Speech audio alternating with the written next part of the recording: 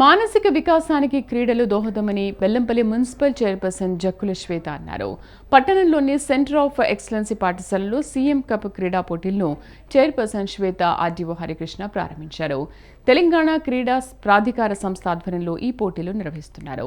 తెలంగాణ ప్రభుత్వం క్రీడలకు అధిక ప్రాధాన్యత ఇస్తోందని, ఇందులో భాగంగానే సీఎం కప్ క్రీడా పోటీలు నిర్వహిస్తోందని చైర్పర్సన్ శ్వేత తెలిపారు. కార్యక్రమంలో విద్యార్థులు, క్రీడాకారులతో పాటు పలువురు ప్రజాప్రతినిధులు పాల్గొన్నారు. చదువుతోనే కాకుండా మానసికంగా, శారీరకంగా దృఢంగా ఉండాలంటే ముఖ్యంగా మనకి క్రీడలు అనేది ముఖ్యము.